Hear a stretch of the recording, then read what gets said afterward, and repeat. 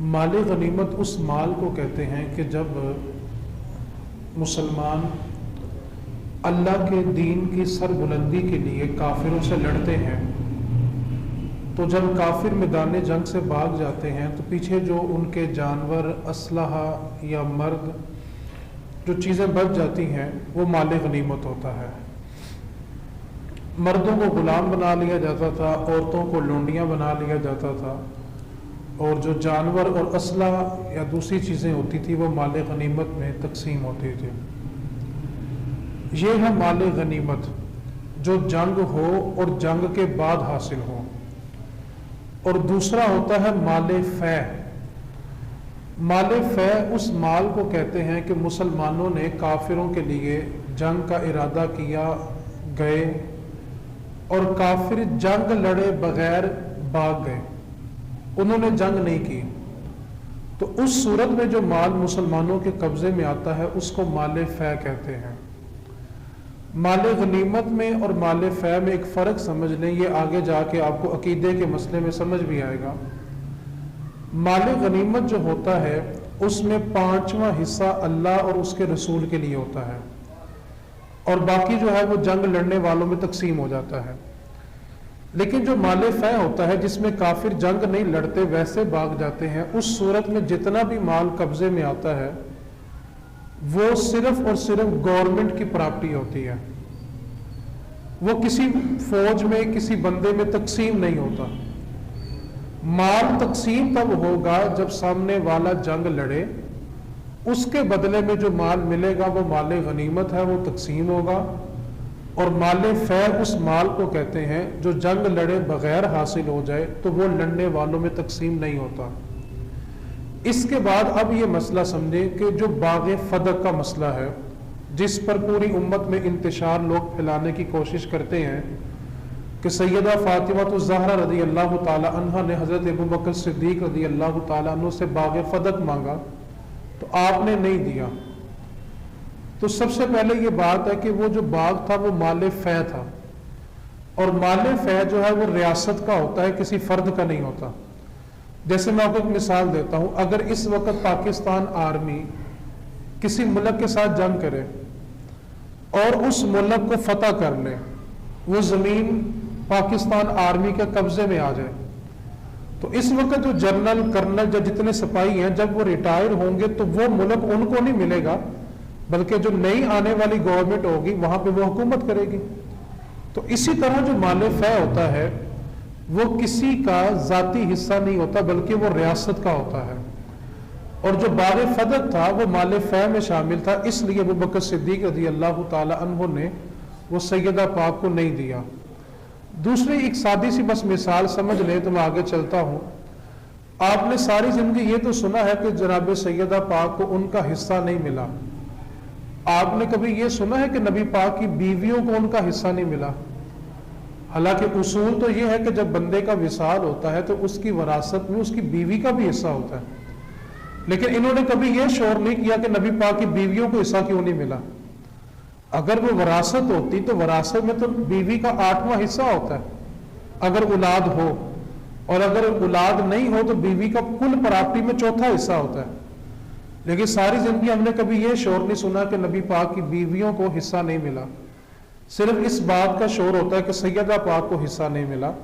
حالانکہ اگر وہ وراثت ہوتی تو وراثت میں جس وقت نبی پاک صلی اللہ علیہ وسلم نے وصال فرمایا ہے، نبی پاک کی 9 ازواج اس وقت حیات تھی جب حضور کا وصال ہوا ہے، لیکن نبی پاک صلی اللہ علیہ وسلم کی کسی زوجہ کے بارے میں ہم نے کبھی یہ نہیں سنا کہ ان کو حصہ نہیں ملا، کیونکہ نبی پاک صلی اللہ علیہ وسلم کا ایک فرمان ہے، نحن معاشر الانبیاء لا نارث ولا نورث، کہ ہم انبیاء کے گروہ میں سے ہیں، ہم نہ کسی کے وارث بنتے ہیں اور نہ ہم کسی کو وارث بناتے ہیں۔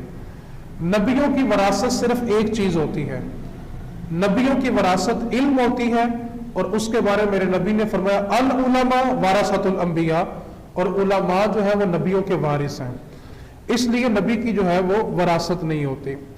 تو سورہ انفال سے آج کی تراویح کا آغاز کیا گیا، اور انفال کہتے ہیں مال غنیمت کو۔ اس صورت کے اندر مال غنیمت کا تذکرہ کیا گیا، اس کے علاوہ غزوہ بدر کا جو اسی ماہ رمضان میں 17 رمضان کو آئے گا یوم بدر بھی. 17 رمضان کو 2 ہجری میں غزوہ بدر ہوا تھا، اس کا تذکرہ آئے گا. اور جنگ کے قانون کیا ہے، جب کسی ملک سے جنگ کرنی ہوتی ہے تو اس کے قوانین کیا ہیں، وہ بھی اسی پارے میں ذکر کیے گئے ہیں. اس لیے اس میں سارے جنگی امور کا ذکر کیا گیا. سب سے پہلے اللہ رب العزت نے ارشاد فرمایا کہ جنگ میں جو کچھ بھی تمہارے ہاتھ لگ جائے وہ اللہ اور اس کے رسول کا ہے. سب سے پہلے یہ بات ذہن میں رکھی جائے. آگے اللہ رب العزت نے ارشاد فرمایا کہ اللہ سے ڈرتے رہو اور آپس میں صلح رکھو. آگے اللہ رب العزت نے سچے مومن کی نشانیاں بتائی ہیں کہ سچا مومن کون سا ہوتا ہے. اللہ رب العزت نے ارشاد فرمایا کہ سچے مومن کی ایک نشانی یہ ہے کہ جب اللہ کا نام سنتا ہے تو اس کا دل دہل جاتا ہے، اس کا دل ڈر جاتا ہے. اور دوسری مومن کی نشانی یہ بتائی کہ جب وہ قرآن سنتے ہیں تو ان کے ایمان میں اضافہ ہوتا ہے. جیسے آپ سب قرآن سننے کے لیے شوق سے بیٹھتے ہیں تو اللہ تعالیٰ نے ایمان والوں کی یہ نشانی ذکر کی کہ ایمان والوں کے سامنے جب قرآن پڑھا جاتا ہے تو ان کے ایمان میں تازگی پیدا ہوتی ہے. اس کے بعد اللہ رب العزت نے ایمان والوں کی اگلی نشانی بیان کی کہ وہ اللہ پہ بھروسہ کرتے ہیں ہر معاملے میں، نماز قائم کرتے ہیں، زکوٰۃ کو ادا کرتے ہیں. اور اس کے بعد حضرت ابوبکر صدیق رضی اللہ تعالیٰ عنہ کے بارے میں ایک چیز آتی ہے کہ یہ بھی ہم نے پڑھا کہ ان کے دل دہل جاتے ہیں، اتنے نرم دل کے ہوتے ہیں. جناب ابوبکر صدیق ایک دفعہ بیٹھے ہوئے تو دیکھا کہ ایک درخت کے اوپر ایک پرندہ بیٹھا ہوا ہے اور وہ پھل کھا رہا ہے. تو جناب ابوبکر صدیق اس کو دیکھ کے فرمانے لگے کہ تیری بھی کیا زندگی ہے، تو جو کچھ بھی کھائے گا قیامت میں حساب ہی نہیں ہونا. کاش ابو بکر بھی کسی درخت کا پھل ہوتا، کوئی پرندہ کھا جاتا اور قیامت والے دن ابو بکر سے حساب نہ ہوتا. یہ جناب صدیق اکبر رضی اللہ تعالیٰ عنہ کا تقویٰ ہے اور اللہ کی بارگاہ میں پیش ہونے کا ڈر ہے. حالانکہ نبی پاک صلی اللہ علیہ وسلم نے ارشاد فرمایا ہے کہ میری ساری امت کا ایمان ایک پلڑے میں رکھا جائے اور دوسرے پلڑے میں ابو بکر کا ایمان ہو تو ابو بکر اکیلے کا ایمان سب سے زیادہ وزنی ہے. اور فرمایا کہ اللہ تعالیٰ قیامت والے دن ابو بکر سے حساب نہیں لے گا. اور فرمایا کہ اللہ رب العزت جو قیامت والے دن ابو بکر صدیق کا بدلہ ادا کرے گا نا، جو نبی پاک کی حدیث ہے کہ میں نے سب کا بدلہ ادا کر دیا سوائے ابو بکر کے. تو عرض کیا کہ ابو بکر کا جو بدلہ اللہ عطا کرے گا وہ کیا چیز ہوگی؟ تو نبی پاک صلی اللہ علیہ وسلم نے ارشاد فرمایا ابو بکر نے جو اسلام پر احسان کیے ہیں اس کا اللہ تعالیٰ بدلہ یہ دے گا کہ سب کو دیدار الہی ایک بار ہوگا اور اللہ رب العزت ابو بکر کو اکیلے میں بلا کے دوسری بار اپنا دیدار عطا فرمائے گا. تو جناب صدیق اکبر رضی اللہ تعالیٰ عنہ اس کے علاوہ بھی اللہ سے اتنا ڈرتے تھے کہ اللہ کی بارگاہ میں پیش ہونا ہے.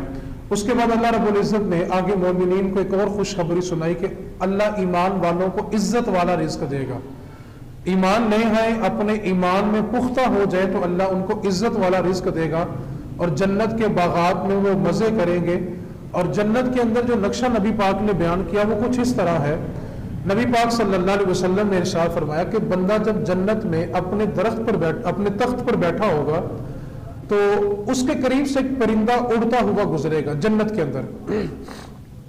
اب اس جنتی بندے کی یہ خواہش ہوگی کہ میں اس کو کھاؤں، یہ جو پرندہ اڑ کے گیا ہے میں اس کو کھاؤں.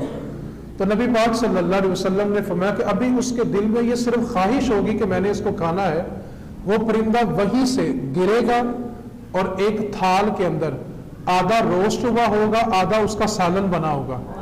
اب جنتی اس کو کھائے گا، ڈکار لے گا، پسینہ آئے گا، پرندہ دوبارہ اڑ کے جنت میں گھومنا شروع کر دے گا. اور جنتی جب تخت پر بیٹھے ہوں گے تو اس تخت کے نیچے 4 نہریں جاری ہوں گی.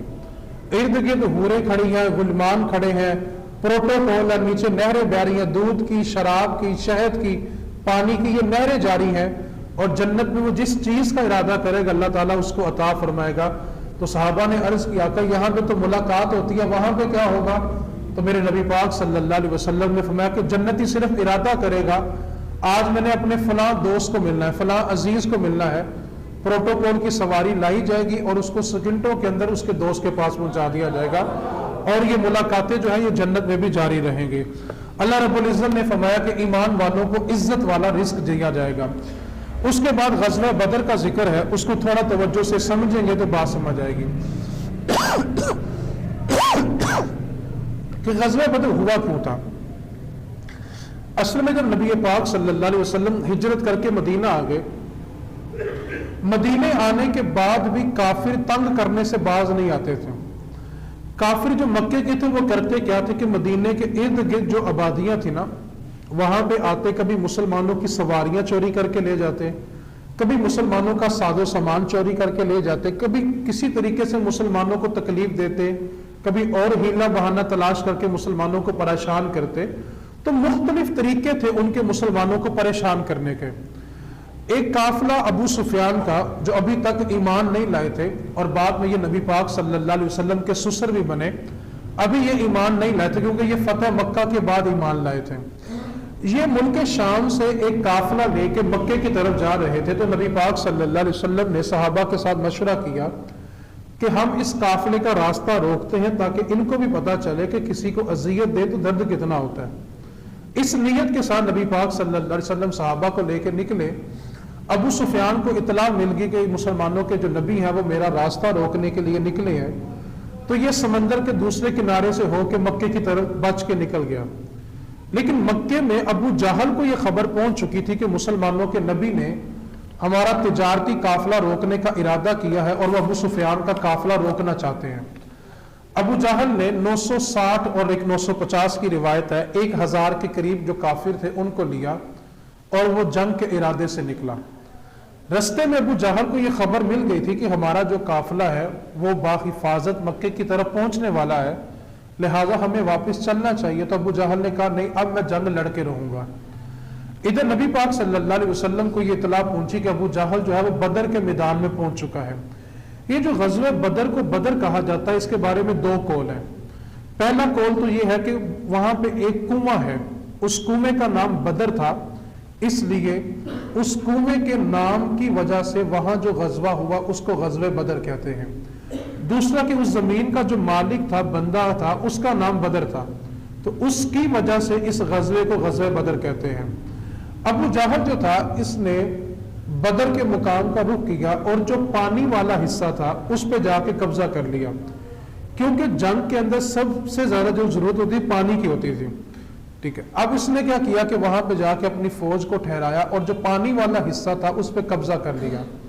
نبی پاک صلی اللہ علیہ وسلم 313 کی روایت بھی ہے, 319 کی روایت بھی ہے, آپ اتنے صحابہ کو لے کے جب بدر کے مقام پہ پہنچے تو آپ کے حصے میں جو زمین کا حصہ ہے وہ ریگستان کا تھا. اب صحابہ جب اس ریت پہ چلتے تھے تو پاؤں ریت کے اندر دس جاتے تھے, سواریاں چلتی تھی تو ان کے پاؤں بھی ریت کے اندر دس جاتے تھے, اور ابو جہل نے جو تھا پانی والے حصے پہ قبضہ کیا ہوا تھا. اب نبی پاک صلی اللہ علیہ وسلم نے صحابہ کو یہ مطلع کیا کہ جس قافلے کو ہم روکنے کے لیے نکلے تھے وہ تو مکے پہنچ چکا ہے, اب ابو جہل آ گیا ہے تو اس کا کیا کرنا ہے. تو بعض صحابہ نے یہ کہا کہ ہمیں جنگ نہیں لڑنی چاہیے. اس کی وجہ یہ ہے کہ ہمارے پاس سواریاں بھی کم ہیں, تلواریں بھی کم ہیں, تعداد بھی کم ہے. نبی پاک صلی اللہ علیہ وسلم کو یہ جملہ ناگوار گزرا, اور جب ناگواری جناب ابوبکر صدیق اور جناب عمر فاروق نے دیکھی تو دونوں صحابی کھڑے ہو گئے اور عرض کیا, آقا آپ جو رائے دیں گے ہم اس پر عمل کریں گے. جب ان دونوں نے یہ جملہ بولا تو باقی صحابہ نے کھڑے ہو کے جملہ بولا, عرض کیا, آقا اگر آج آپ ہمیں یہ کہہ دیں کہ گھوڑے سمندروں میں ڈالو تو ہم یہ نہیں پوچھیں گے کہ وجہ کیا ہے, آج ہم گھوڑے سمندروں میں بھی ڈالیں گے, صرف آپ دعا کریں ہم جنگ لڑ کے بتائیں گے. تو نبی پاک صلی اللہ علیہ وسلم نے فرمایا اللہ کی طرف سے خوشخبری آ چکی ہے کہ اے نبی آپ ایمان والوں سے کہہ دیں کہ یہ صرف توکل مضبوط کریں, ان کے سامنے نکلیں, اللہ ان کو سرفراز فرمائے گا. تو صحابہ کرام رضوان اللہ تعالی علیہم اجمعین نے اپنے ارادوں کو پختہ کیا اور کفار کے مقابلے میں نکل پڑے. اللہ رب العزت نے بدر کے مقام میں فرشتوں کے ساتھ مسلمانوں کی مدد کی تھی, یہ بات سمجھنے والی ہے. پہلے 1000 فرشتہ, پھر 3000 اور پھر 5000 فرشتوں کو اللہ رب العزت نے نازل کیا, اور جبریل امین خود اس جنگ کے اندر شریک ہوئے. حیزوم یہ جبریل امین کے گھوڑے کا نام ہے, اللہ رب العزت نے اس کا بھی ذکر کیا. جبریل امین بھی اپنے گھوڑے پہ سوار ہو کے اس جنگ میں شریک تھے, اور فرشتے جب میدان بدر میں اترے تھے تو فرشتوں نے زرد رنگ کے, پیلے رنگ کے امامے باندھے ہوئے تھے. تو امامہ باندھنا مسلمانوں کی سنت بھی ہے, فرشتوں کی بھی سنت ہے. زرد رنگ کا امامہ شریف پہن کے فرشتے اس جنگ میں شریک ہوئے تھے, اور صحابہ کہتے ہیں کہ ہم جب کسی کافر کے قریب جا کے اس کو تلوار سے کاٹنے لگتے تھے, ہماری تلوار ابھی ان کو لگتی نہیں تھی, وہ پہلے کٹ جاتے تھے, تو انہوں نے نبی پاک سے آ کے عرض کی یا رسول اللہ آج جنگ میں عجیب منظر ہے، ہمیں ابھی تلوار اٹھا کے ان کے قریب کرتے ہیں، گردنوں کی پہلے کٹی ہوتی ہے۔ تو نبی پاک صلی اللہ علیہ وسلم مسکرا پڑے اور فرمایا میں نے تمہیں کہا نہیں تھا کہ رب نے وعدہ کیا کہ مدد کرے گا، اور یہ رب کی مدد فرشتوں کی شکل میں ہمارے پاس موجود ہے کہ تم کوشش کر رہے ہو اور فرشتے تمہاری مدد کر رہے ہیں۔ اللہ رب العزت نے اس جنگ کے اندر مسلمانوں کو فتح عطا فرمائی، اور مسلمانوں کو جب فتح حاصل ہوگی تو کچھ کافروں کو قیدی بنا لیا گیا۔ اب ان قیدیوں کے بارے میں یہ رائے پیدا ہوئی کہ ہم ان کو قتل کر دیں، ان کو آزاد کر کے ان کے بدلے میں قیمت لے کے اسلحہ خرید لیں، کیونکہ مسلمانوں کے پاس ابھی نئی نئی اسلامی ریاست بنی ہے تو اسلحہ کم ہے، تو ہم مکے والے کافروں سے یہ کہتے ہیں کہ اپنے قیدی لے لو، ہمیں اسلحہ دے دو، یا پھر ہم ان کو قتل کر دیتے ہیں۔ تو اس کے بارے میں صحابہ کرام کی رائے مختلف ہوئی۔ تو ایک رائے یہ تھی کہ ہم ایسا کرتے ہیں کہ مسلمانوں کے جو بچے ہیں اور جو مسلمان ابھی ہوئے وہ پڑھنا لکھنا کم جانتے ہیں، اور یہ جو کافر قیدی ہیں یہ پڑھے لکھے ہیں، تو آپ ایسا کریں کہ ایک ایک کافر کا فدیہ یہ لے کہ وہ 10 مسلمانوں کو پڑھنا لکھنا سکھائے۔ اور اس رائے کو نبی پاک صلی اللہ علیہ وسلم نے پسند فرمایا، اور ان سے پھر یہ فدیہ لیا گیا کہ جو کافر بدر سے قیدی ہو کے آئے ہیں وہ مسلمانوں کے بچوں کو پڑھنا لکھنا سکھائیں گے۔ اب بدر کے مقام پہ اللہ رب العزت نے جو دوسری مدد کی وہ بارش کو نازل کیا اور مسلمانوں کو نیند عطا کی۔ نیند 2 قسم کی ہوتی ہے، اگر نیند نماز کے اندر آئے تو یہ شیطان کی طرف سے حملہ ہے، اور جنگ کے اندر نیند آئے تو یہ اللہ کی مدد ہوتی ہے۔ اس کی وجہ یہ ہے دنیا کا بڑے سے بڑا جو دکھ ہوتا ہے وہ سونے سے پہلے ہے۔ جب بندہ سو گیا تو النوم کالموت، نیند موت کی طرح ہے، جتنا مرضی بڑا صدمہ ہو، جتنا مرضی بڑا غم ہو، سونے کے بعد کوئی غم نہیں ہوتا، ٹھیک ہے۔ تو جنگ کے اندر غنوند کی طاری ہونا، نیند آنا، یہ اللہ تعالیٰ کی طرف سے امن ہوتا ہے، اور اللہ رب العزت نے بدر کے مقام پہ مسلمانوں کو غنوندگی عطا کی کہ جب مسلمان سو گئے تو جو بڑے لشکر کا خوف تھا کہ وہ 1000 ہیں، ہم 313 ہیں، اسلحہ بھی نہیں ہے، سواریاں بھی نہیں ہیں، تو یہ جو خوف تھا یہ ختم ہو گیا۔ اور دوسرا اللہ نے یہ کرم کیا کہ بارش کو برسا دیا، کیونکہ کئی صحابہ ایسے تھے جن کو شیطان نے یہ وسوسہ ڈال دیا، اور شیطان یہ حملہ کرنے کی کوشش کر رہا تھا کہ دیکھو تم اللہ پہ بھروسہ کر کے تو نکل آئے ہو، تم نے آنکھیں بند کی ہیں، اللہ پہ بھروسہ کر کے نکل آئے، تمہاری حالت یہ ہے، ایک طرف تم یہ کہتے ہو کہ اللہ رسول ہمارے ساتھ ہے، اور دوسری طرف تمہاری حالت یہ ہے نہ تمہارے پاس پینے کو پانی ہے، نہ وضو کے لیے پانی۔ کئی صحابہ ایسے تھے جن پر غسل فرض ہو گیا تھا اور ان کو غسل کی حاجت تھی بدر کے مقام کے اوپر، تو شیطان کا یہ وسوسہ تھا، تو اللہ تعالیٰ نے اس وسوسے کا جواب دیا اور موسلادھار بارش کو نازل کیا۔ صحابہ نے پانی پیا، جانوروں کو پانی پلایا، وضو کیا، جنہوں نے غسل کرنا تھا غسل کیا، اور سب سے بڑا فائدہ مسلمانوں کو بارش کا یہ ہوا کیونکہ مسلمانوں نے ڈیرا لگایا تھا ریگستان میں، پاؤں دس رہے تھے، جب بارش برسی تو ریت جم گئی اور مسلمانوں کے لیے چلنا آسان ہو گیا۔ تو نبی پاک صلی اللہ علیہ وسلم نے میدان بدر میں نکل کے ایک چھڑی پکڑی، اور حضور نے چھڑی پکڑ کے نا میدان بدر میں گول گول دائرے لگائے۔ تو صحابہ کہنے لگے ہم دیکھ رہے تھے کہ نبی پاک چھڑی کے ساتھ نا زمین کے اوپر دائرے بنا رہے ہیں، تو ہم نے عرض کیا کہ یہ نقشہ سمجھ نہیں آیا، تو نبی پاک صلی اللہ علیہ وسلم فرمانے لگے صحابہ اس دائرے کے اندر صبح فلاں کافر مرے گا، اس جگہ فلاں کافر مرے گا، اس جگہ فلاں کافر مرے گا۔ اور صحابہ کہتے ہیں جب جنگ مکمل ہو گئی تو جس جس جگہ نبی پاک نے جس جس کا نام لیا تھا ہم نے اس کو وہیں پہ مرا ہوا دیکھا۔ پھر ان سارے کفار ابو جہل یہ سارے جب مر گئے تو ان کی لاشوں کو کنویں کے اندر پھینکا گیا، تو نبی پاک صلی اللہ علیہ وسلم اپنا پاؤں مبارک اس کنویں کے اوپر رکھ کے کھڑے ہوئے اور ان کی لاشوں سے پوچھنے لگے بتاؤ جس عذاب کا تم انتظار کر رہے تھے بتاؤ رب کا وعدہ پورا ہوا کہ نہیں ہوا۔ تو جناب عمر فاروق رضی اللہ تعالیٰ نے وہاں پہ ایک سوال کیا جو بڑا دلکش تھا اور آج کے مسلمانوں کے لیے بڑا زبردست ہے۔ جناب عمر فاروق رضی اللہ تعالیٰ عنہ عرض کرنے لگے اے اللہ کے رسول یہ تو مردہ ہیں، یہ سنتے ہیں، یہ سنتے ہیں۔ آج بھی لوگوں کو سوال ہے کہ مردہ سنتا ہے کہ نہیں سنتا، تو نبی پاک صلی اللہ علیہ وسلم فرمانے لگے یہ تم سے زیادہ سنتے ہیں۔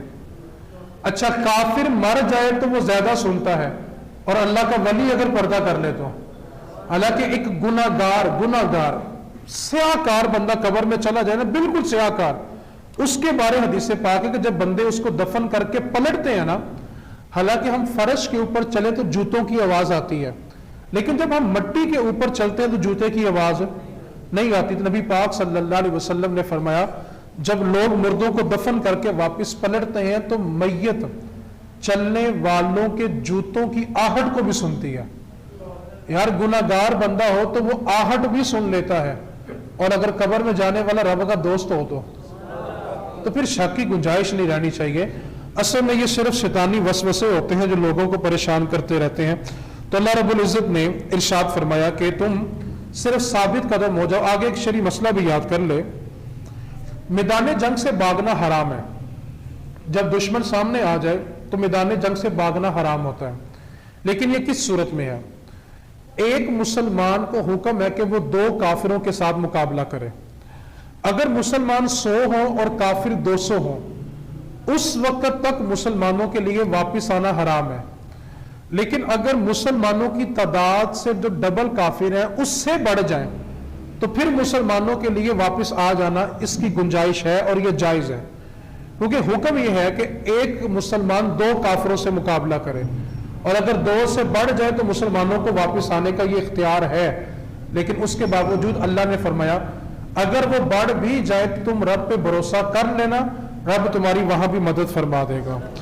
اس کے بعد اللہ رب العزت نے اگلے رکوع میں ارشاد فرمایا کہ جانوروں سے بدتر وہ انسان ہیں جو آنکھ، کان اور زبان رکھتے ہیں اس کے باوجود حق کو قبول نہیں کرتے. تو وہ انسان جو ہے وہ جانوروں سے زیادہ بدتر ہے جنہوں نے آنکھوں سے معجزات دیکھے لیکن نبی پاک کا کلمہ نہیں پڑھا.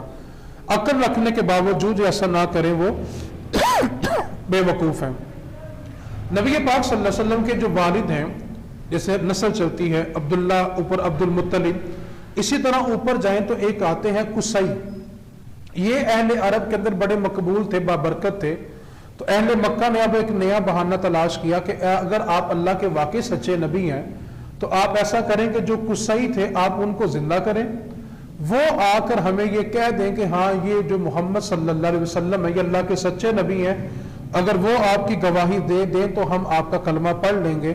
تو اللہ تعالیٰ نے اس کے جواب میں یہ آیت نازل فرمائی کہ اے محبوب وہ آ جائیں، آ کر ان سے کہہ بھی دیں، اس کے باوجود یہ اتنے سخت دل کے ہیں کہ یہ قبول نہیں کریں گے، اس کے بعد نیا مطالبہ کر دیں گے. اس کے بعد اللہ رب العزت نے ارشاد فرمایا کہ اللہ رسول سے خیانت نہ کرو. اللہ سے خیانت کرنا یہ ہے کہ اللہ نے جو چیزیں فرض کی ہیں ان میں خیانت نہ کرو، اور رسول کریم سے خیانت کرنا یہ ہے کہ جو نبی پاک کی سنتیں ہیں اس میں کمی کوتاہی نہ کرو. حالانکہ نبی پاک صلی اللہ علیہ وسلم نے فرمایا قرب قیامت ایک زمانہ ایسا آئے گا جب دین پہ چلنا مشکل ہو جائے گا.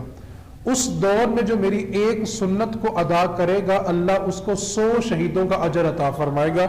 تو اللہ رسول سے خیانت کرنے کا مطلب یہ ہے کہ اللہ نے جو چیزیں فرض کی ہیں اس میں خیانت کرو گے تو یہ اللہ سے خیانت ہے، اور نبی پاک سے خیانت یہ ہے کہ جو نبی پاک کی سنتیں ہیں اس کو چھوڑو گے تو یہ نبی پاک سے خیانت ہے. اسی طرح جو اعلیٰ افسران ہوتے ہیں، تاجر ہوتے ہیں، ان کو بھی دیانتداری سے کام کرنے کا حکم ہے، کیونکہ یہ بھی خیانت کے زمرے میں آتا ہے، کیونکہ اللہ تعالیٰ نے ان کو ایمانداری سے کام کرنے کا حکم دیا ہوا ہے. آگے اللہ رب العزت نے ارشاد کہ جب تمہیں رسول بلائے تو فوراً حاضر ہو جاؤ. حضرت ابی بن کعب یہ نماز پڑھ رہے تھے کہ نبی پاک صلی اللہ علیہ وسلم نے ان کو آواز دی اور یہ نہیں آئے، اور یہ نماز کو مکمل کرتے رہے. جب نماز مکمل کر کے حاضر ہوئے تو نبی پاک صلی اللہ علیہ وسلم نے فرمایا کہ تمہیں آنے میں کس چیز نے روک دیا تھا؟ تو عرض کرنے لگے یا رسول اللہ میں نماز پڑھ رہا تھا.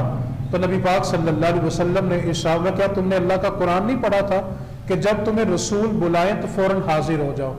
یہ صرف اور صرف نبی پاک صلی اللہ علیہ وسلم کے ساتھ خاص ہے کہ جب نبی پاک صلی اللہ علیہ وسلم آواز دیں تو نماز توڑ کر حاضر ہونے کا حکم ہے. والدین کے لیے بھی یہ شان نہیں ہے، والدین بھی اگر بلائیں تو نماز کو مکمل کر کے ہی حاضر ہوا جائے گا. یہ چیز صرف نبی پاک صلی اللہ علیہ وسلم کے ساتھ ہی خاص ہے. اگلا جو رکوع ہے وہ تھوڑا سا سمجھنے والا ہے، وہ یہ ہے کافروں نے ایک میٹنگ کی، اس میٹنگ کے اندر شیطان بھی شریک ہوا. ایک بوڑھے ضعیف بندے کی شکل میں شیطان نے شرکت کی اس میٹنگ کے اندر.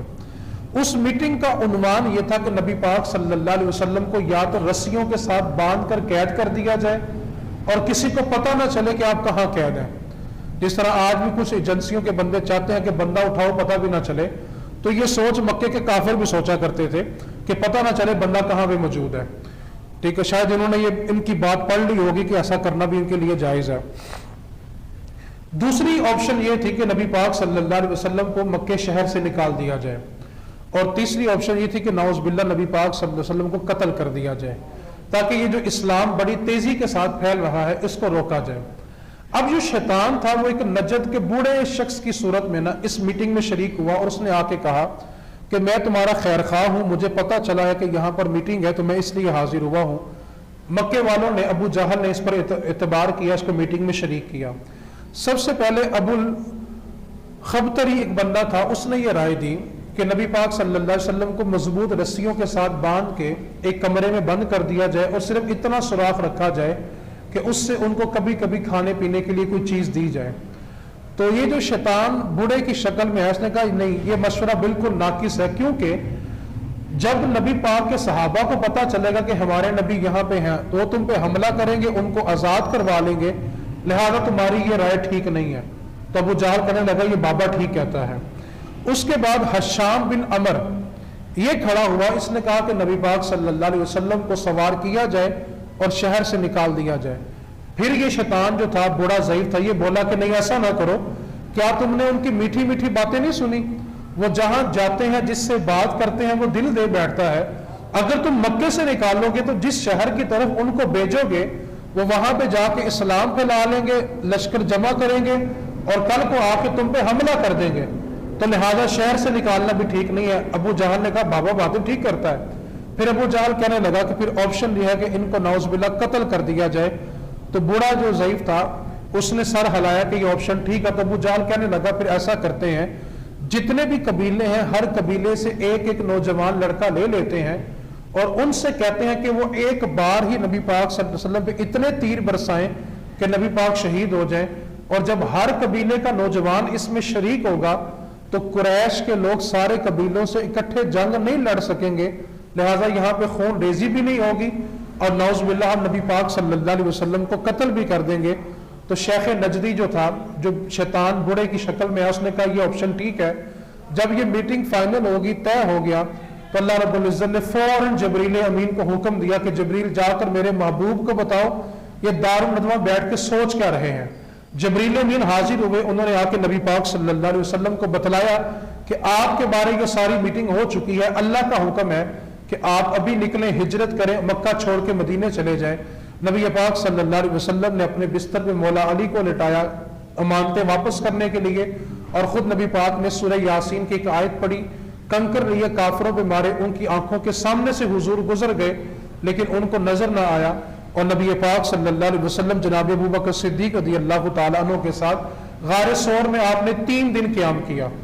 آپ تصور کریں آج بھی اب غار سور کی تصویر دیکھیں نا تو وہاں پہ ایک بندہ میں مشکل آرام کر سکتا ہے، لیکن اتنا قرب تھا کہ جناب صدیق بھی تھے، حضور بھی تھے، اور صحابہ کہتے ہیں جب حضور اور جناب صدیق اس غار سے باہر آئے تو پہچاننا مشکل ہو گیا، اور جب مدینے پہنچے تو مدینے میں لوگ حضور سے ملنے آئے تو جناب ابو بکر اور نبی پاک صلی اللہ علیہ وسلم اکٹھے بیٹھے ہوئے تھے، تو جن لوگوں نے نبی پاک کو دیکھا نہیں تھا، بہت سارے لوگ ایسے آئے جنہوں نے نبی پاک سے سلام لیا نبی پاک سمجھ کے، اور جناب صدیق سے سلام نہیں لیا، اور بہت سارے لوگ ایسے آئے جنہوں نے صرف جناب صدیق سے سلام لیا اور نبی پاک کو نبی سمجھنا ہی نہیں، پہچاننا ہی نہیں۔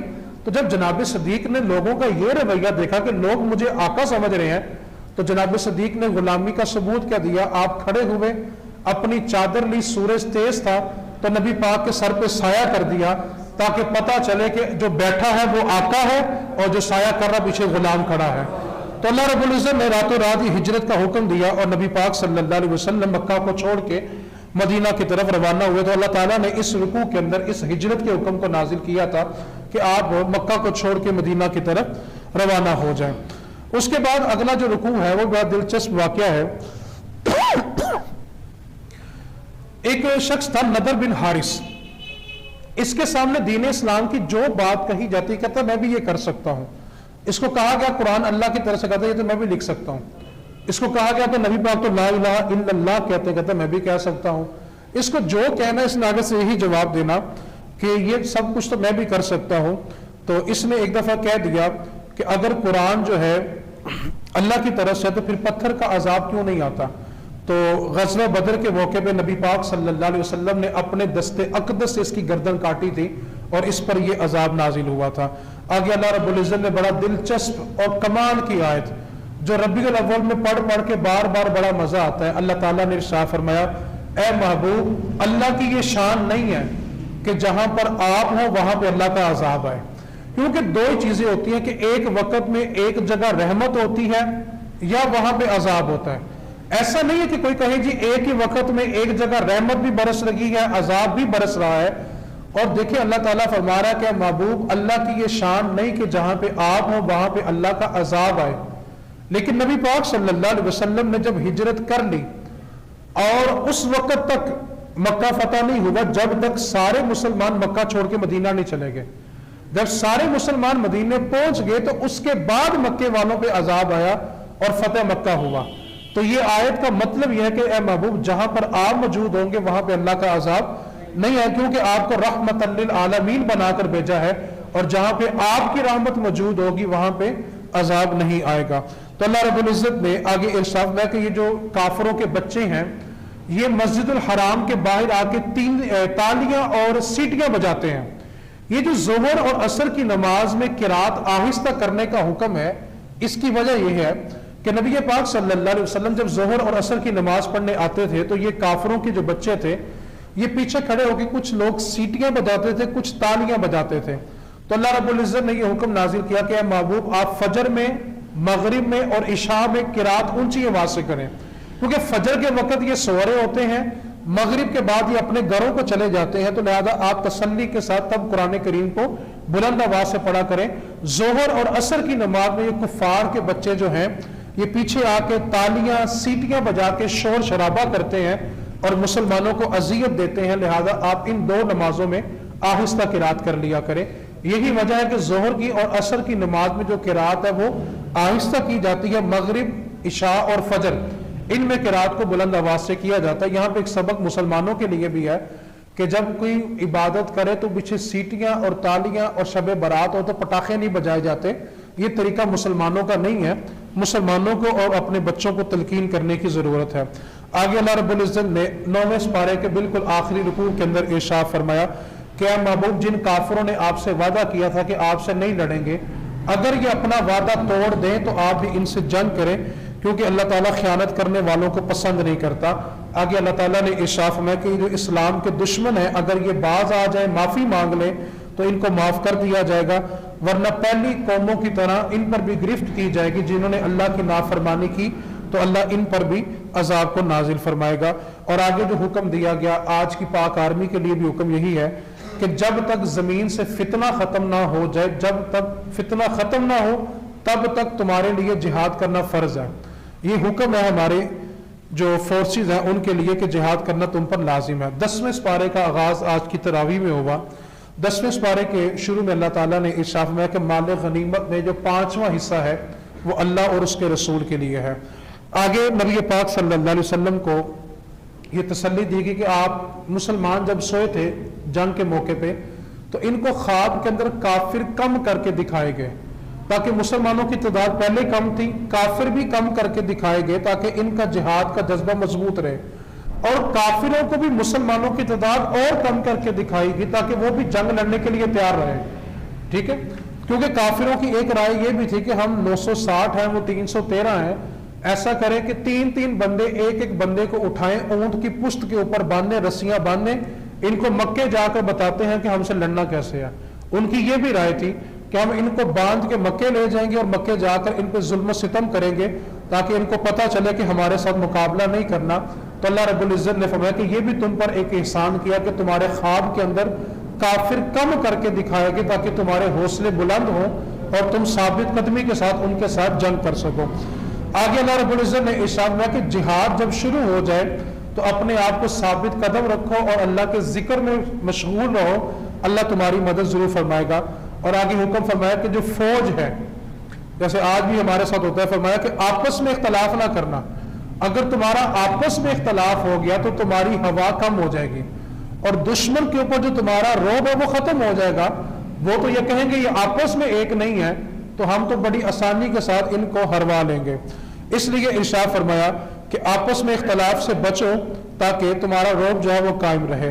آگے ارشاد فرمایا کہ کافر جو ہے وہ ریاکاری کرنے کے لیے اور تکبر کرنے کے لیے آئے ہیں تاکہ ہم مسلمانوں کو مزہ چکھائیں، اور شیطان جو ہے وہ ان کو حوصلہ دے رہا ہے، لیکن آپ مضبوط رہیں، فرشتوں کی مدد آپ کے ساتھ شامل ہوگی اور اللہ تعالیٰ آپ کو فتح عطا فرمائے گا۔ اگلے رکوع کے اندر اللہ تعالیٰ نے ارشاد فرمایا کہ وہ منافق جنہوں کے دل میں مرض ہے، وہ مسلمانوں کو یہ کہتے ہیں کہ اللہ تعالیٰ نے اور ان کے دین نے ان کو دھوکے میں ڈال کے رکھا ہوا ہے، یہ اللہ پہ بھروسہ کر کے اتنا بڑا خطرہ مول لینے کے لیے آگے ہیں۔ تو اللہ تعالیٰ نے ارشاد فرمایا کہ جو لوگ ہم پہ بھروسہ کرتے ہیں پھر ہم ان کی مدد کرنا بھی جانتے ہیں، اگر انہوں نے بھروسہ اپنے رب پہ کیا ہے تو اللہ ان کی مدد ضرور فرمائے گا۔ آگے اللہ تعالیٰ نے ارشاد فرمایا کہ جس طرح اللہ فرعون کو غرق کرنے پہ قادر ہے، پچھلی قوموں کو غرق کرنے پہ قادر ہے، اللہ تعالیٰ اس طرح ان کو بھی شکست دے گا۔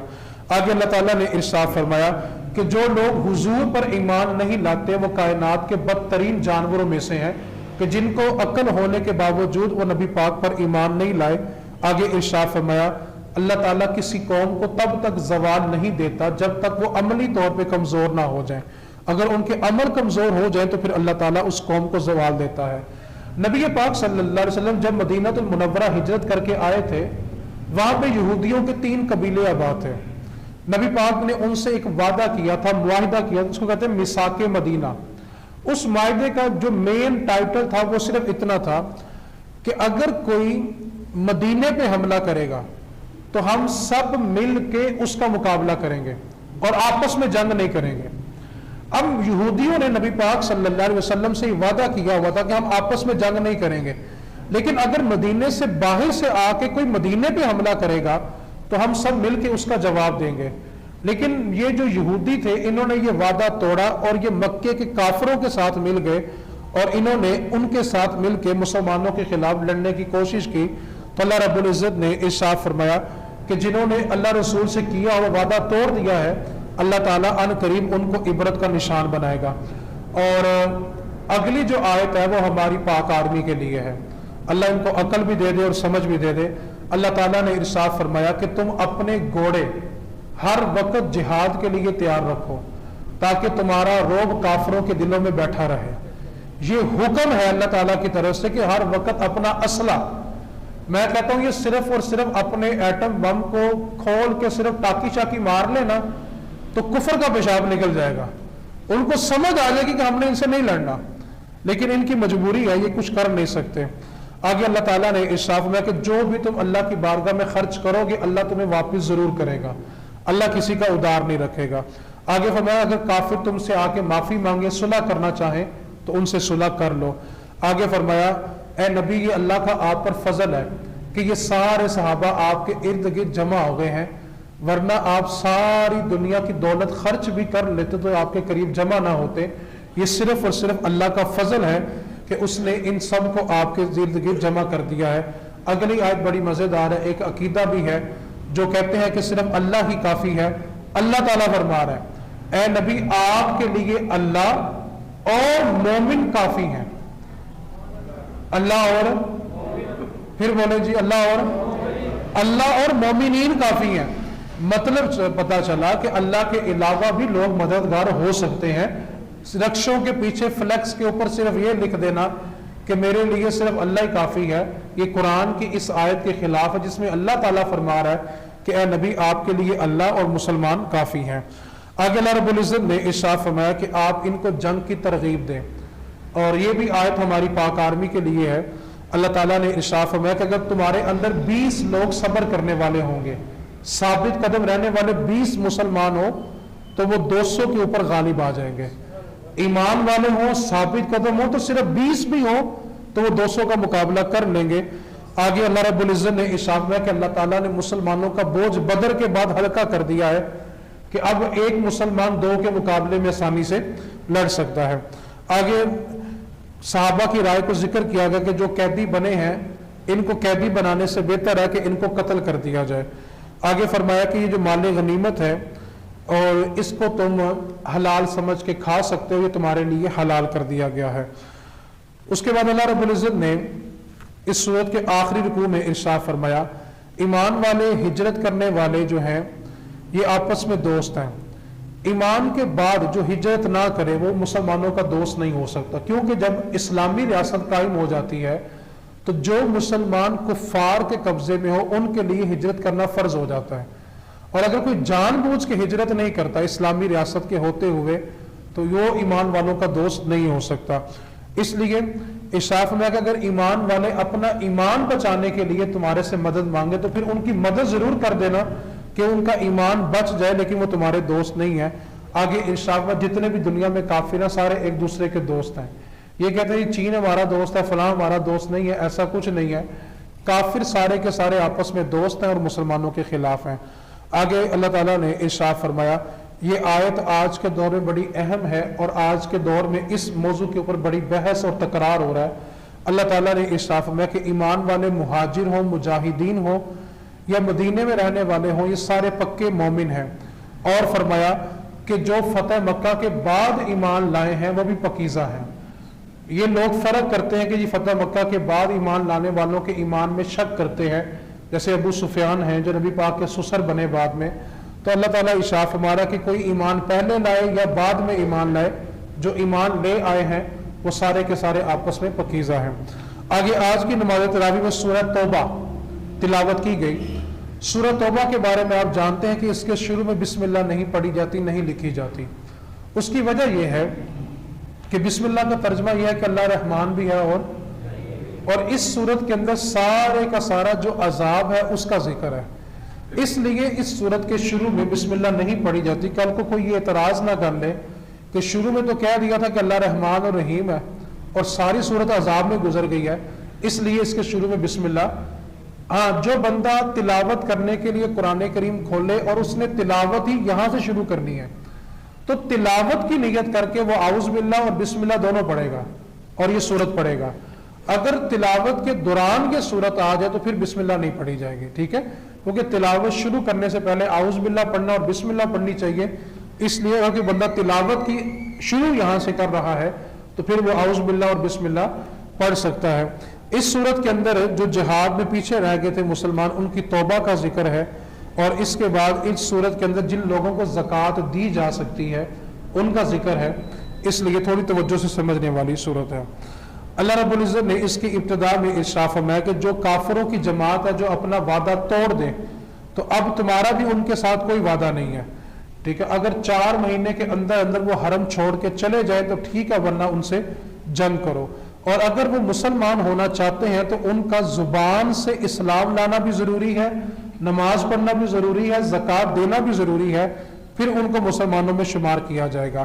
آگے اللہ تعالیٰ نے مسلمانوں کو بتایا کہ اگر یہ جو کافر تم سے باتیں کرتے ہیں اگر یہ تم پہ قابو پا لیں گے نا تو یہ اپنے کسی وعدے کا لحاظ نہیں کریں گے، لہذا اگر یہ تم سے جنگ چھیڑیں تو پورے کا پورا ان کا بدلہ دو اور ان سے ڈرنے کی کوئی ضرورت نہیں ہے۔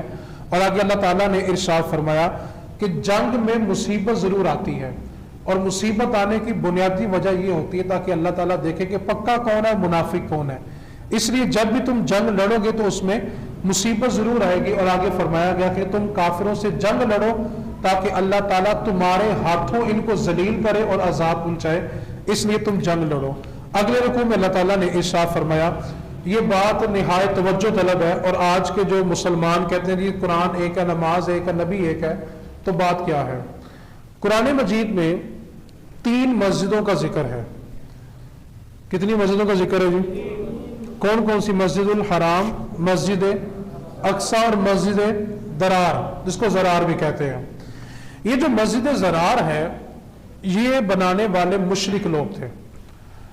اس مسجد کو بنانے کی بنیادی وجہ یہ تھی کہ اس مسجد کے اندر ہم اسلام کے نام پہ جمع ہوں گے اور ہم یہ سازش تیار کریں گے کہ مسلمانوں کو شکست کیسے دینی ہے۔ نبی پاک صلی اللہ علیہ وسلم ایک جنگ کی تیاری کر رہے تھے تو یہ مشرک جو تھے یہ نبی پاک صلی اللہ علیہ وسلم کی بارگاہ میں آئے اور انہوں نے آگے کہا کہ ہم نے ایک مسجد تیار کی ہے، تو ایسا کریں کہ اس میں پہلی نماز آپ پڑھا دیں، آپ کے قدم لگ جائیں گے تو پھر جو ایمان والے ہوں گے وہ اس مسجد میں آ کے نماز پڑھ لیا کریں گے۔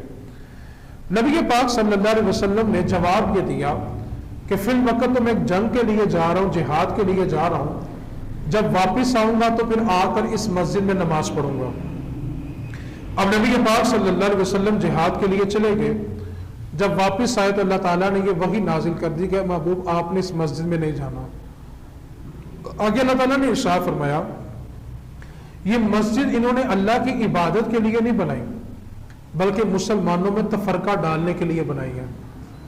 پتہ چلا کہ ہر مسجد اللہ کے ذکر کے لیے نہیں بنتی, تفرقے بازی کے لیے بھی مسجدیں بنائی جاتی ہیں. اگلا جو جملہ بڑا توجہ طلب ہے.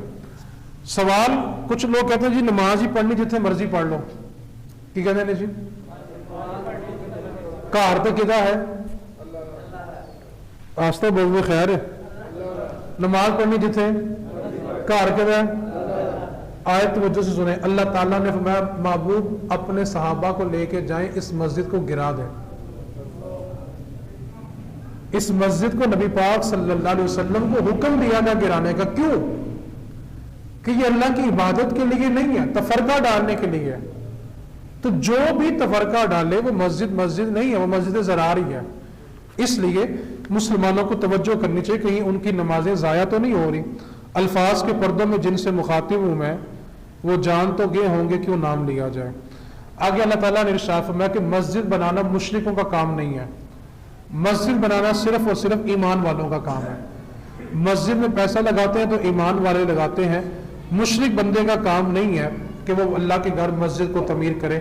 آگے اللہ تعالیٰ نے ارشاد فرمایا کہ ان کی پہچان یہ ہوتی ہے مومنوں کی کہ وہ اللہ کے سوا دنیا میں کسی سے نہیں ڈرتے. آگے اللہ تعالیٰ نے ارشاد فرمایا جو مکے کے کافر تھے ان کی ایک سوچ بن گئی ہوئی تھی. ان کی سوچ یہ تھی کہ جب سال بعد حج آتا ہے اور جو لوگ حج کرنے کے لیے آتے ہیں یہ ان کو زمزم پلاتے تھے, ان کا سامان اٹھاتے تھے, ان کی خدمت کرتے تھے, حاجیوں کی بڑی سیوا کرتے تھے مکے کے کافر. آج بھی لوگ سمجھتے ہیں کہ وہاں پہ جاتے ہیں تو سعودی بڑی خدمت کرتے ہیں, تو یہ خدمت مکے کے کافر بھی کرتے تھے. تھوڑا توجہ رکھا کریں, یہ خدمت کرنا کوئی سعودیہ کا فخر نہیں ہے, یہ وہاں پہ رہنے والے پہلے کافر بھی کرتے رہے ہیں. اللہ تعالیٰ نے قرآن مجید میں فرمایا, اصل میں ہم جب قرآن مجید پڑھ لیں گے نا تو قرآن مجید ہدایت بڑی کھول کے دیتا ہے. ہم صرف تقریریں سنیں گے نا تو بعض اوقات ہدایت آ جاتی ہے, بعض اوقات نہیں آتی. اللہ کا قرآن پڑھیں گے نا, قرآن پڑھیں گے تو ہدایت آ جاتی ہے, سمجھ آ جاتی ہے کہ اللہ کا قرآن کیا کیا رہا ہے. آیت پہ توجہ کرنی ہے. اللہ تعالیٰ نے ان سے ارشاد فرمایا کہ تم حاجیوں کی خدمت کرنے کو اور مسجد الحرام کو تعمیر کرنے کو یہ سمجھ لیتے ہو کہ اللہ تعالیٰ تمہاری اسی سے بخشش کر دے گا. آگے اللہ تعالیٰ نے ارشاد فرمایا کہ کوئی حاجیوں کی خدمت کرے یا مسجد الحرام کو تعمیر کرے, قیامت والے دن وہ ان لوگوں کے برابر نہیں ہو سکتا جو ایمان لائے اور اللہ کی بارگاہ میں جہاد کرتے ہیں. یہ ان ایمان والوں کا مقابلہ نہیں کر سکتے. اس لیے صرف حاجیوں کو خیمے لگا کے دے دینا, زمزم میں لا دینا, مسجد الحرام میں توسیع کر لینا, صرف یہی ایمان کی ضرورت نہیں ہے. ایمان کا تقاضا یہ ہے کہ جب رب رسول کا حکم آ جائے تو دین کی سر بلندی کے لیے نکلنا بھی حکم ہے, بجائے کہ سعودیہ میں اور دبئی میں جا کے مندروں کو افتتاح کیا جائے. اللہ فرما رہا ہے کہ ایمان والے جہاد کرتے ہیں, ان کو جفیاں ڈال کے ان کے مندروں کی افتتاح نہیں کرتے. یہ ایمان والوں کی نشانیاں نہیں ہیں. ایک بات کو اپنے ذہن میں رکھیں, نبی پاک صلی اللہ علیہ وسلم کی حدیث پاک یاد رکھیے گا, وَيْلٌ لِّلْعَرَبِ, نبی پاک صلی اللہ علیہ وسلم کی حدیث پاک ہے کہ عرب کے لیے ہلاکت ہے, عرب ہلاک ہو جائیں گے. یہ نبی پاک کا فرمان ہے. اور نبی پاک صلی اللہ علیہ وسلم نے ارشاد فرمایا کہ جب ننگے بدن والے اور ننگے قدم والے بڑی بڑی عمارتوں پہ فخر کرنے لگ جائیں تو سمجھ لینا قیامت قریب ہے. سعودیہ میں جب تک پیٹرول نہیں نکلا تھا, نہ ان کے پاس پہننے کے لیے جوتے تھے, نہ جسم ڈانپنے کے لیے لباس تھے. پیٹرول نکلنے کے بعد آج ریس لگی ہوئی ہے کہ کس کا پلازا زیادہ اونچا ہے, کس کا ہوٹل زیادہ اونچا. فخر ہو رہا ہے. میں قربان جاؤں مصطفیٰ کی نگاہ پہ. 14 صدیاں پہلے ہمیں سمجھایا کہ جب یہ لمبی لمبی عمارتوں میں فخر کریں گے نا تو سمجھ جانا قیامت قریب ہے.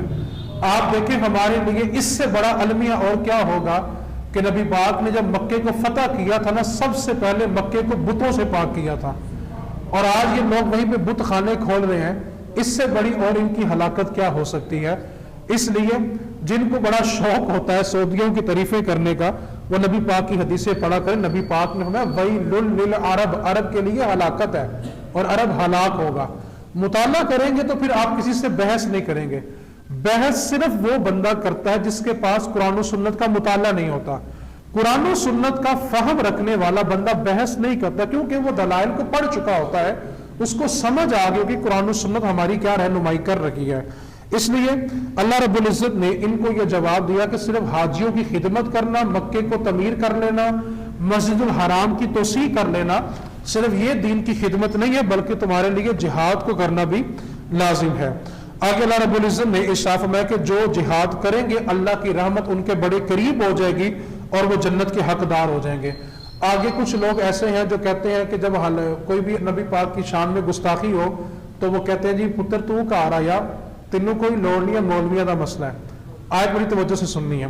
اللہ تعالیٰ نے ارشاد فرمایا کہ جب تمہیں اپنے بیٹے، اپنے باپ، اپنی ماں، بیوی، برادری، جائیداد اور تجارت اللہ رسول سے زیادہ عزیز ہو جائیں تو صرف گھر بیٹھ کے پھر اللہ کے عذاب کا انتظار کرنا.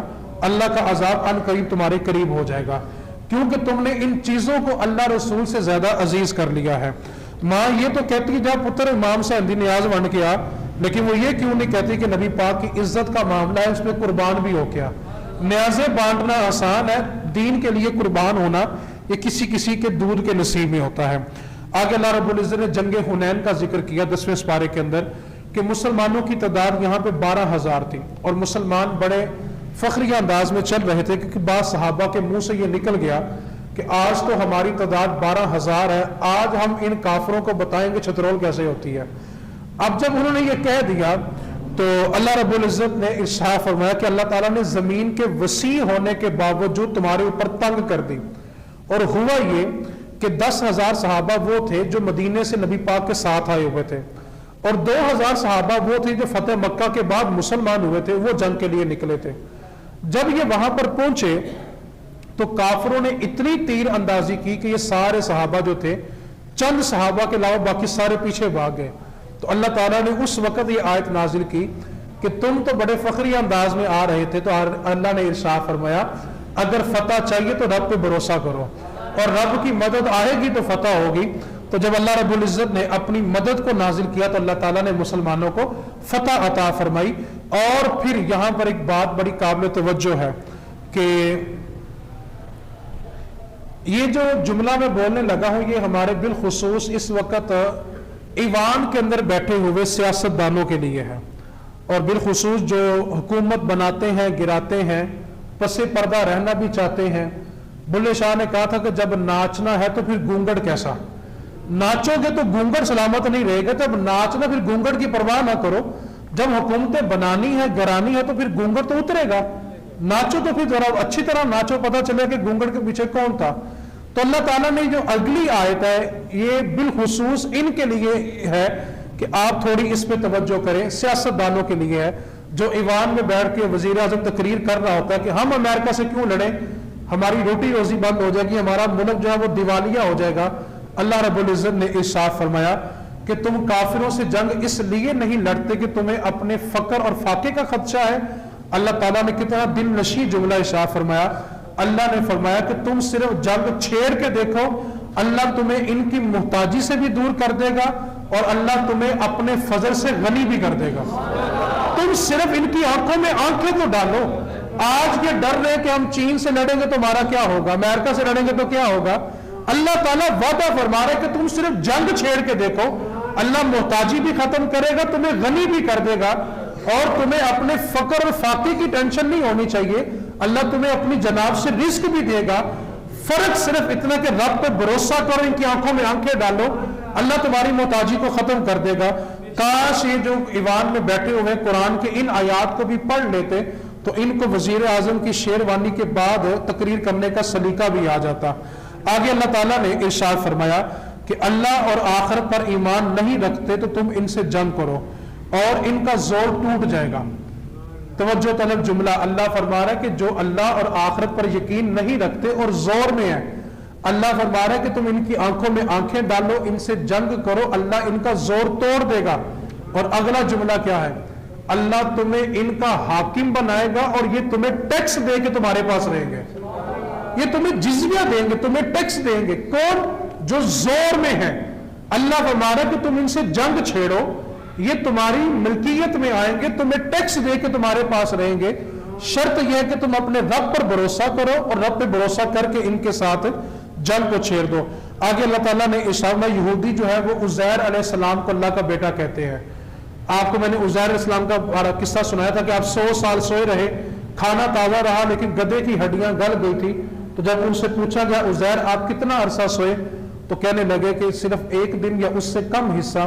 تو اللہ تعالیٰ نے فرمایا کہ اپنی سواری کو دیکھو، اس کی تو ہڈیاں بھی گل چکی ہیں، لیکن اب رب کی قدرت دیکھو، اللہ رب العزت نے ان ہڈیوں کو جوڑا، گوشت تازہ کر دیا اور سواری اٹھ کے چل پڑی۔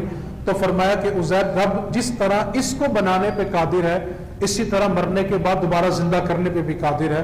تو یہودی لوگ جو ہیں وہ عزیر علیہ السلام کو اللہ کا بیٹا کہتے ہیں، اور عیسائی جو ہیں وہ عیسیٰ علیہ السلام کو اللہ کا بیٹا کہتے ہیں۔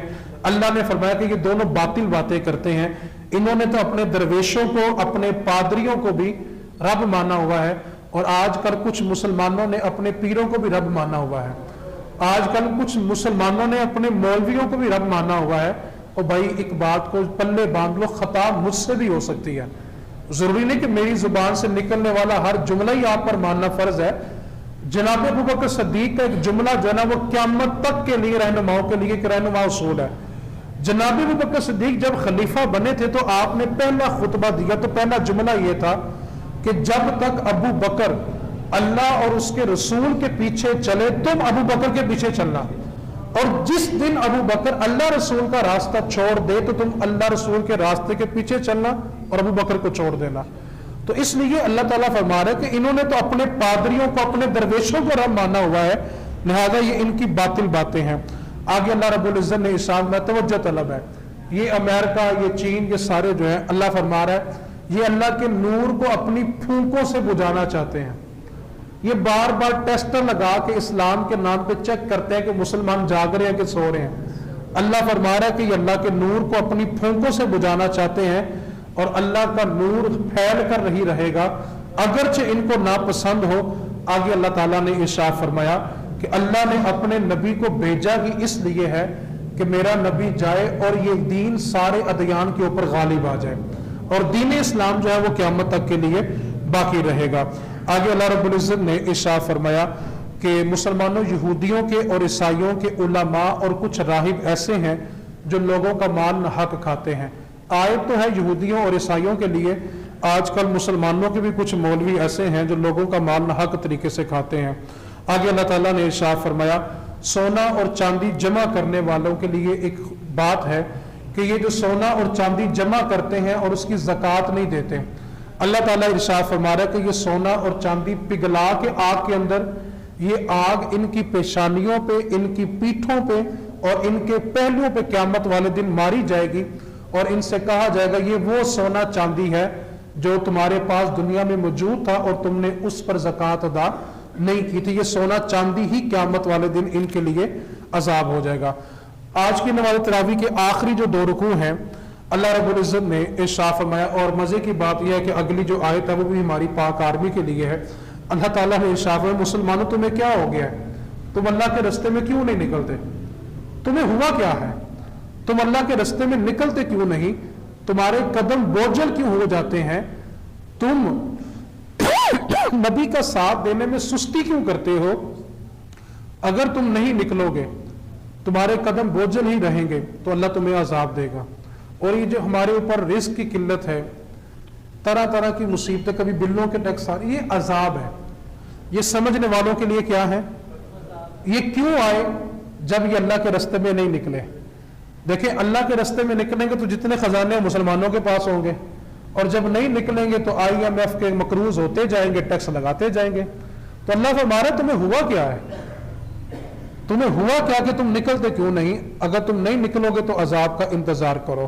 آگے اللہ نے تسلی دی کہ دیکھو جو نکلتا ہے اللہ اس کی مدد کرتا ہے، جیسے ہجرت کی رات دیکھ لو، نبی پاک نکلے تو اللہ نے مدد کی، اور جس غار میں جا کے نبی پاک ٹھہرے تھے، غار کے باہر مکڑی نے جالا تان لیا تھا۔ آپ جالے کے بارے جانتے ہیں کہ جب بندہ گزرتا جالا ٹوٹ جاتا ہے اور پتہ چلتا ہے کہ یہاں سے بندہ گزر گیا ہے۔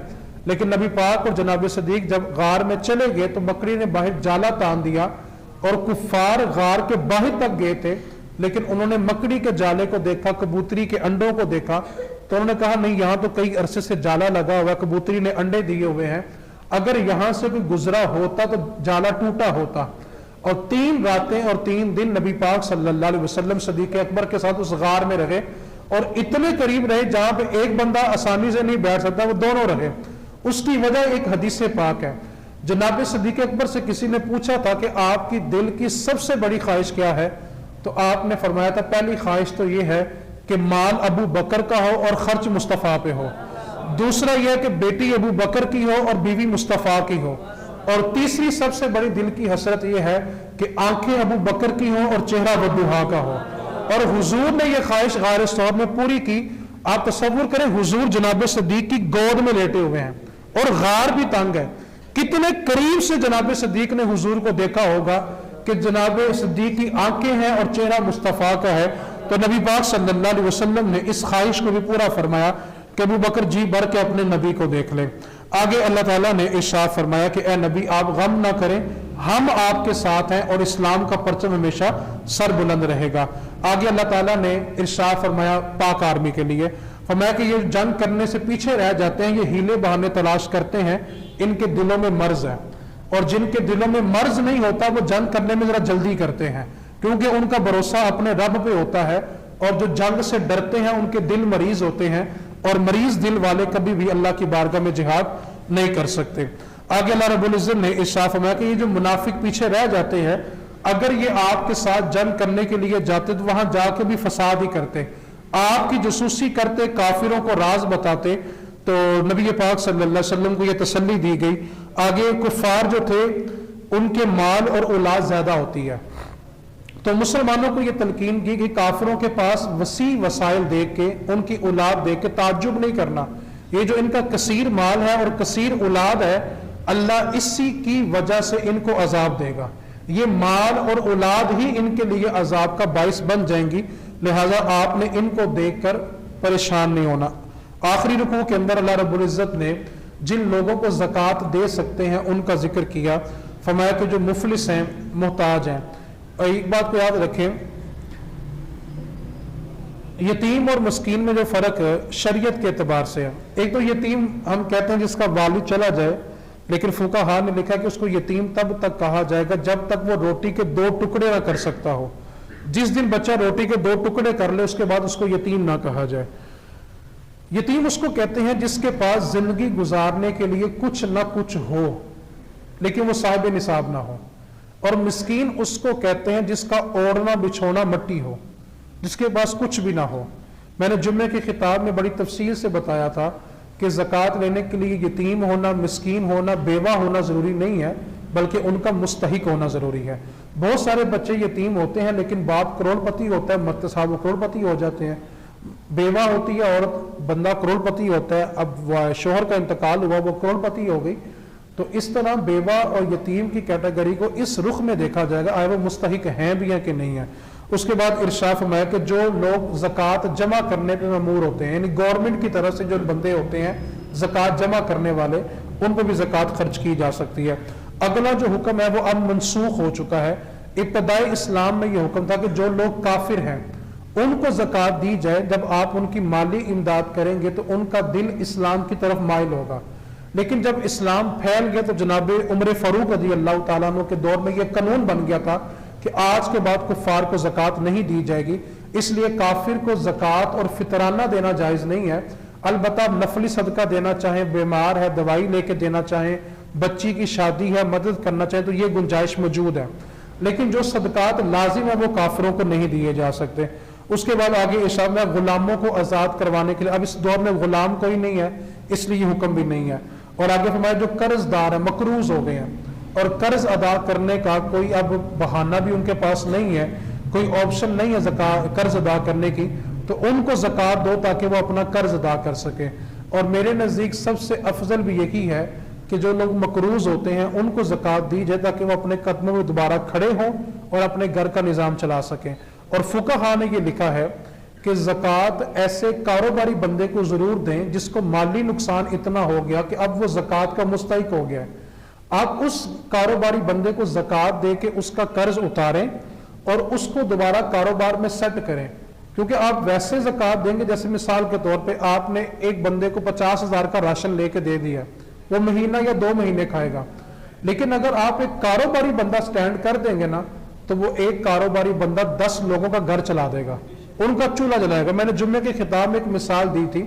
دیکھیں, آپ نے 30,000 روپے کا ایک راشن کا پیکٹ بنایا, ایک گھر والوں کو دے دیا, وہ زیادہ سے زیادہ 1.5 یا 2 ماہ کھائیں گے اور راشن ختم ہو جائے گا.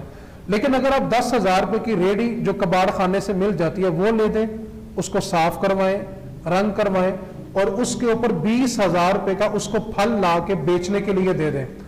آپ نے 30,000 کا راشن دیا, 2 مہینے کے بعد وہ پھر 0 پہ ہوگا. لیکن اگر آپ اس کو 30,000 سے کاروبار شروع کروائیں گے, وہ روز 500,000 بھی کمائے گا تو اس کا چولہا جلتا رہے گا. تو زکوٰۃ دینے کا تھوڑا انداز بدلنا چاہیے. اس کے بعد فرمایا کہ جو اللہ کی راہ میں ہے اور مسافر ہے, مسافروں میں طالب علم اور دینی ادارے بھی شامل ہوتے ہیں. اور ایک مسئلہ اور یاد کر لیں, ایک بندہ اپنے شہر میں کروڑ پتی ہے, کہیں سفر پہ گیا ہوا, وہاں پہ اس کا سارا سامان چوری ہو گیا. جیسے آج کل کے دور میں آپ کہہ لیں ATM کارڈ بھی نہیں ہے, کیش بھی نہیں ہے, موبائل بھی نہیں ہے. اب وہ ہے کروڑ پتی لیکن مسافر ہے اور اس کے پاس کچھ بھی نہیں ہے, وہ اپنے شہر آنے کے لیے زکوٰۃ کے پیسوں سے کرایہ خرچ کر سکتا ہے. تو اللہ تعالیٰ نے فرمایا کہ مسافروں کو بھی زکوٰۃ دی جا سکتی ہے. اس کے بعد اللہ رب العزت نے آخری جو صفحہ ہے آج کی نماز تراویح میں جو پڑھا گیا, اللہ تعالیٰ نے ارشاد فرمایا کہ یہ جو منافق لوگ نبی پاک کو ستاتے ہیں, اصل میں ان کو ڈر اس بات کا ہے کہ نبی پاک پر ایسی وحی نہ اتر آئے کہ ہمارے سارے پھوڑ کھل جائیں اور بعد میں ہمیں ذلت کا سامنا کرنا پڑے. اللہ رب العزت نے ارشاد میں کہ منافق کی نشانیوں میں یہ ہے کہ منافق برائی کا حکم دیتا ہے, نیکی سے روکتا ہے, خرچ نہیں کرتا, یہ جہنم کا مستحق ہے اور اس پر اللہ کی لعنت ہے. آگے ارشاد فرمایا کہ جو مومن ہوتا ہے وہ ایک دوسرے کے ساتھی ہوتے ہیں, اچھائی کا حکم دیتے ہیں, برائی سے منع کرتے ہیں, نماز قائم کرتے ہیں اور زکوٰۃ دیتے ہیں, اور یہ جنت کے باغات میں بڑے مزے سے ہوں گے. اللہ ان سے راضی ہے اور ان کے لیے سب سے بڑی بات یہ ہوتی ہے کہ اللہ ان سے راضی ہو جاتا ہے.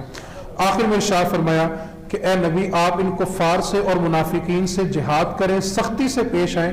یہ جھوٹی قسمیں کھاتے ہیں, یہ مسلمانوں کو پریشان کرتے ہیں, یہ اللہ سے وعدہ کر کے بھی کنجوسی کرتے ہیں, یہ 70 بار بھی اپنے رب سے توبہ کر لیں تو اللہ ان کو معاف نہیں فرمائے گا.